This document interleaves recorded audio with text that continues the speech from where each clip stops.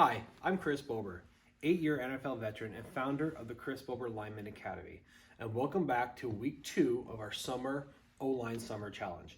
How did you do with last week's challenge, right? It was pretty straightforward. We wanted you to work on being in a power position, work on doing a little duck demeanor, getting into a good stance and staying in that stance for a while, and then working on your snap weight shift so you can really get explosive on that first step. So if you haven't done it, or if you're just new to this, feel free to go back and watch it, get a little caught up. It's not going to take a whole lot. We're doing kind of a rolling start into this summer just to try to get the engines warmed up a little bit, and every week we're going to give you a little bit more to do. And we have a little bit of a challenge today, or this week in general. Number one is yesterday was Memorial Day, which I wasn't working on. I didn't get a video ready because I figured you guys weren't going to do it. So today we're ready to go, and it's raining. It's rained all day. It just actually stopped, but it's super muddy out there. So we're going to go ahead and do this inside.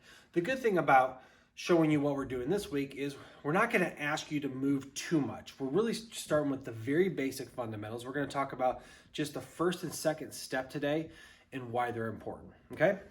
So let's talk about what we're going to do this week. We're still going to have you go back and do some duck demeanor. We're going to have you work on getting your stance and coming out and doing your get-offs. But we're going to add a little bit more tactical technique this week to purely address the run game, okay? So now when it comes to, we're going to start out with just straight zone, okay? We're going to talk about inside zone and outside zone. Inside zone to me is a zone that's inside the tackle, usually going right behind the guard. Outside zone is any sort of zone where you're stretching the ball, pitching the ball, and you're trying to work an angle way outside. And the purpose of a zone is for the blockers and the running back to all go on the same path. And then what you're trying to do as a blocker is you're trying to prevent the D lineman from being in his gap by either pushing him past it, taking him backwards, or cutting him off from that gap. The back's job is to get into the heels of his blockers and then read and navigate between the natural occurring gaps in a defense. You're trying to basically take the defense and make them un-gap sound. Now, in order to do that, everyone's going to take the same steps as they start this play. So now what I've got here, and I think it's a great tool, and I'm going to show you how to do it outside. We're going to show you how to do it inside first. I just have just a regular mat that I took from the front door of our house, okay? And what it's going to do is it's going to give you a visual and physical landmark so you can see where your steps are going. Now, in a zone play, you remember you start out with a good balanced stance. You get down your stance and you get a pre-snap weight shift, so you're explosive. But the zone plays, we got inside, outside, and we're going to talk about the backside cutoff today, right? So it doesn't matter if it's inside, outside. To win a running play, or every play really, you have to have a good target. You have to take a great first step to get you on the proper angle, and you got to arrive at your block, which is the second step in a football position. Okay, so we don't really have a visual for a target today. That'll come later, but we are going to take the same path every time. Now, your first step in a zone play is going to be a step that takes you and gets your hips and your shoulders on the angle that you're going to try to go own, right? You're going to go try to own this angle, and anything that's in your path, you're going to take it backwards, right? So if it's inside zone, it doesn't matter if you're going lead step or drop step. This step right here gets you going on the angle to put your head on the play side of the defender, right? So this is inside zone. If I'm drop stepping, I'm going back here. If I'm lead step, I'm going right here. And this takes me on this angle right here to make my block. Now, the reason you want to have a great first step is because you need to get your second step down quickly.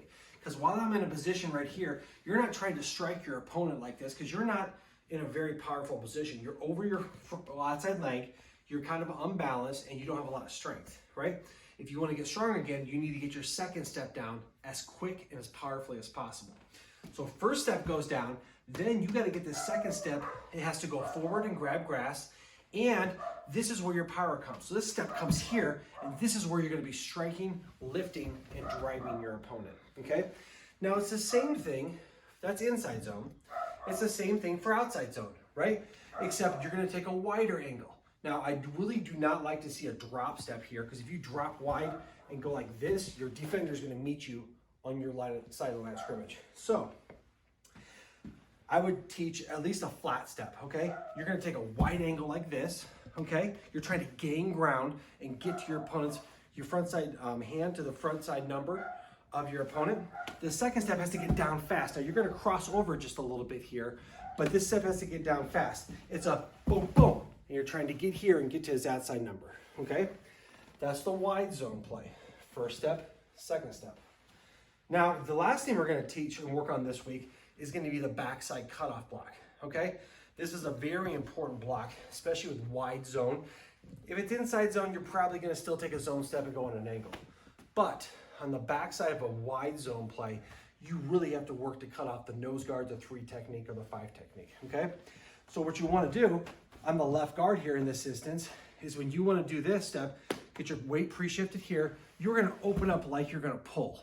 You're gonna have your weight over your knee here, and you need to gain ground. This foot cannot stay in place. It has to gain ground, and your second step has to cross all the way over, okay? This guy right here that you're cutting off is a good athlete. He's gonna be going for the play. You gotta get to cut him off, okay? So this week, here's your assignment. Here's your challenge, if you will.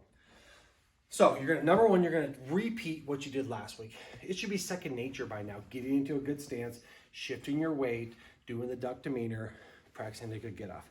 So this week, what you're gonna do is you're gonna line up and you're gonna do zone step right and zone step left. And all you need is 2 steps. I wanna see how fast you can get your second step down. You're gonna go get down, you're gonna get a good stance. Boom, boom. So what you're gonna try to do is get that second step down. Inside zone right. You're gonna go down, you're gonna do outside zone right. Boom, boom, right? How fast can you get that second step down? Then you're gonna go out, you're gonna do that 10 times. Then you're gonna get a stance.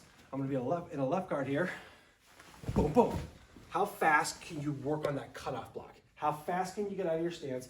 How fast can you get your second step down? So you're gonna do inside zone right and left 10 times, outside zone right and left 10 times, and you're gonna do a backside cutoff 10 times. Get yourself in a right-handed stance and a left-handed stance. You wanna be versatile to be the best lineman you can be, but go out there and do these drills and send me some pictures, videos. Feel free to email with questions, and wherever you're watching this, if you wanna like, if you wanna share, if you wanna subscribe, send it out to me. I love to respond. I had a great response last week. We're gonna keep making O-line great again, so go out there and do this challenge. We'll see you next week.